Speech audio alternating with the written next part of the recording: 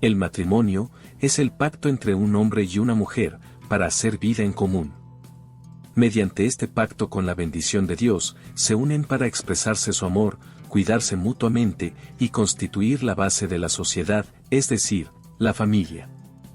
El estado matrimonial se utiliza en distintas porciones bíblicas para ilustrar la relación de Dios con su pueblo, como lo registra el libro de Oseas, capítulo 2, versículo 19, y también el libro de Isaías, capítulo 62, versículo 5. En el libro de Oseas, su matrimonio con Gomer y la posterior infidelidad de ésta, sirve para explicar, en resumen, la historia de Israel, a quien Dios tomó como quien toma esposa, para recibir luego su deslealtad. En el Nuevo Testamento, se recurre también a la figura del matrimonio para señalar la relación de Cristo con su Iglesia, como lo registra la segunda carta a los Corintios, capítulo 11, versículo 2. Pablo habla de la grandeza de un misterio, el matrimonio de Cristo y de la Iglesia, y a partir de ese ejemplo amonesta a los maridos que amen a sus mujeres, como también a la Iglesia. La unión entre el hombre y su mujer, según los principios bíblicos, debe ser indisoluble, excepto en caso de adulterio. Los cónyuges deben tener igualdad social, desarrollando el amor fraternal y despertando la conciencia de la responsabilidad. El matrimonio propende de un modo eficaz por la salud y la felicidad de los hijos, y por la esmerada educación de estos en la virtud, la laboriosidad y el honor en las buenas costumbres y las sanas ideas, y en fin, en todo en cuanto encarna la palabra hogar. Monogamia y poligamia. Según el texto de Génesis, capítulo 2, versículos 21 al 24, la voluntad de Dios fue que la unión se hiciera solo entre un hombre y una mujer, pues cuando le buscó compañera a Adán, no le trajo a varias mujeres, sino solamente a Eva. Noé y sus 3 hijos tenían solo una mujer cada uno, al igual que Job, Nacor y Lot. El primero que practicó la poligamia fue el violento Lamec, quien tomó para sí 2 mujeres. En tiempos posteriores, la poligamia llegó a ser más común entre los hebreos, y las escrituras nos presentan numerosos ejemplos de sus malos resultados, como por ejemplo en el libro de Génesis capítulo 16, versículo 30, y el libro de Jueces, capítulo 8, versículo 30, y desde entonces los hombres han practicado la poligamia.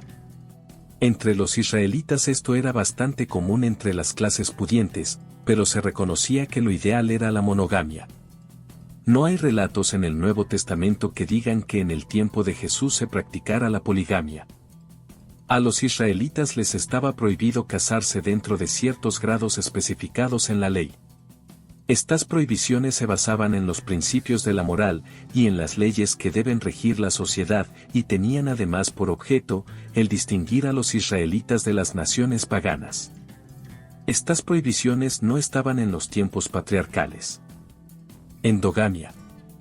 La preferencia de los hebreos de casar a sus hijos con mujeres de su misma nación viene de una antiquísima tradición, como se relata en el libro de Génesis, capítulo 24, versículo 3, y capítulo 27, versículo 46. La principal razón para esto se encontraba en que en los demás pueblos practicaban la idolatría y el politeísmo, con su secuela de corrupción moral. Por eso se prohibieron los matrimonios con los habitantes de Canaán. En realidad, no existía una prohibición general de casamientos con los extranjeros. Con los únicos que no estaba permitido casarse era con personas de las 7 naciones que habitaban Canaán, para evitar el contagio con sus malas costumbres. Las motivaciones entonces no estaban guiadas por un sentido racial. Abarcaban explícitamente a todos los pueblos a los cuales Israel tenía que destruir y no mezclarse con ellos. La prueba de que no era un asunto racial, la podemos ver si tenemos en cuenta que las mujeres de Moisés fueron de pueblos no israelitas. Séfora era madianita, y otra cuyo nombre no se conoce, era cusita o etíope. Caleb, que era de una tribu no israelita, los ceneseos, se casó con mujeres israelitas. Se realizaron muchos matrimonios con personas de otras naciones, como los casos de Rahab y los hijos de Noemí.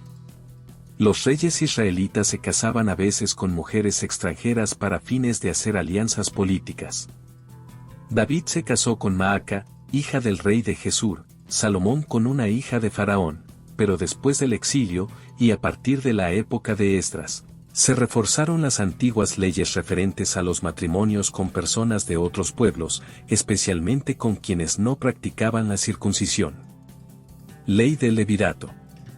Por esta ley, si un judío moría sin sucesión, su hermano o pariente más cercano estaba obligado a casarse con la viuda, para que el hijo primogénito que tuviera de este matrimonio, pudiera ser reconocido como hijo y heredero del primer marido.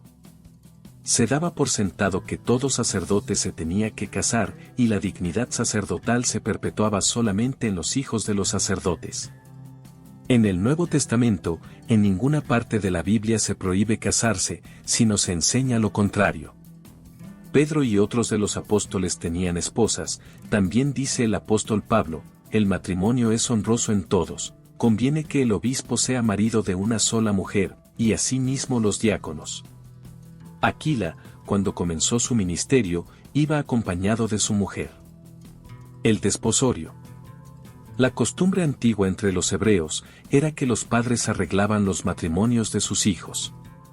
Agar le tomó mujer de la tierra de Egipto a su hijo Ismael, y Abraham envió a buscar a Rebeca a lejanas tierras para casarla con Isaac. Esto no descartaba la posibilidad de que surgiera una relación romántica entre dos jóvenes, como fue el caso de Jacob y Raquel. Tampoco quiere decir que la voluntad de la potencial novia no era tenida en cuenta, ya que a Rebeca le preguntaron, ¿irás tú con ese varón?, y ella dio su consentimiento. En términos generales, el entendimiento era entre los progenitores, básicamente la decisión del padre. Saúl prometió dar su hija a David, sin embargo, cuando llegó el tiempo de entregarla, Saúl se la dio a Adriel Meolatita. Pero su otra hija Mical se enamoró del joven David, y más tarde Saúl tuvo que dársela por esposa. Los hijos formaban parte del patrimonio de la familia, bajo la administración del padre. Cuando se arreglaba un matrimonio, el novio o su padre, tenía que adquirir del padre de la novia ese derecho mediante el pago de una suma de dinero, o entregando algunos bienes. Eso constituía la dote. Los interesados a menudo contraían esponsales, mucho tiempo antes de que el matrimonio se llevara a efecto. El desposorio era una institución social muy particular de los hebreos, puesto que, una vez hecha la promesa de matrimonio en la ley judía, los contrayentes pasaban legalmente a un estado de cuasi matrimonio, hasta el punto de que el rompimiento del arreglo implicaba un divorcio. María, la madre del Señor Jesús, estaba desposada con José. Por lo tanto, aunque no se había celebrado todavía la boda, la comunidad la consideraba como mujer casada. Espero que te haya gustado este contenido, y que hayas aprendido algo nuevo. Para tener este estudio completo y gratis, sigue estos 3 pasos.